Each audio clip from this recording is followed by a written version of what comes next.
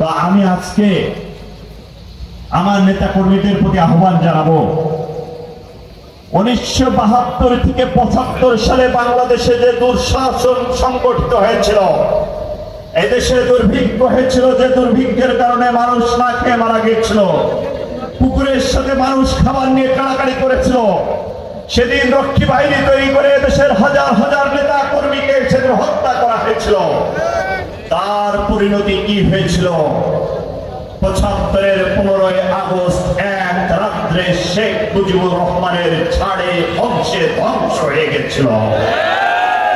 সেদিন শেখ মুজিবুর রহমানের জানাজায় অনলি 17 জন মানুষ উপস্থিত হয়েছিল। সারা বাংলাদেশে মিষ্টি বিতরণ হয়েছিল। আজকে দেখেন আল্লাহর কি ইচ্ছা, শেখ হাসিনার 17 বছর দুঃশাসনের কারণে বাংলাদেশে নজিরবিহীন ঘটনা, এই দেশের সংসদের 300 আসনের 300 এমপি পালিয়ে গেছে। এই দেশের যুবলীগ, ছাত্রলীগ সহ বড় বড় নেতা, চেয়ারম্যান সবাই পালিয়ে চলে গেছে। আজকে শেখ হাসিনার পতনের পরও সারা বাংলাদেশে কিন্তু মিষ্টি বিতরণ হয়েছে। তাই আমি আমার নেতা কর্মীদের আহ্বান জানাবো, ক্ষমতার পরিবর্তন মানে হাত বদল করার কোনো সুযোগ নেই। আমরা 17 বছর কষ্ট করেছি, নির্যাতন সহ্য করেছি।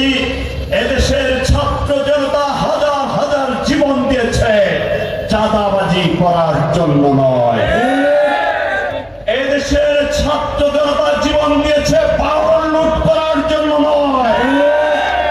তাহলে আওয়ামী লীগ আর বিএনপির মধ্যে পার্থক্য কি?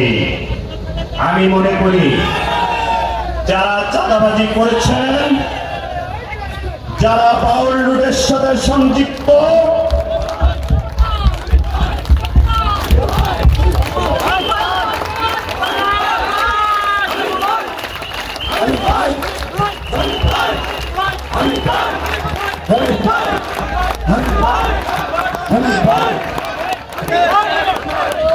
যারা বাউল রুমের সাথে জড়িত, আমি মনে করি তারা বিএনপি করে না। অতএব এই দায়িত্ব বিএনপি নেবে না। আমরা জানি বিভিন্ন জায়গায় হাট থেকে চাঁদা তোলা হচ্ছে। কেউ যদি মনে করেন কাউকে গোপনে টাকা দিয়ে, পয়সা দিয়ে আপনারা পার পেয়ে যাবেন, কালীগঞ্জের মাটিতে এই সুযোগ হবে না। প্রত্যেকটা যে যা করেছেন আমরা নিজেরা আইন হাতে তুলে নেব না, কিন্তু সকলকে আইনের আওতায় আসতে হবে। আগামী 2-1 দিনের মধ্যে যারা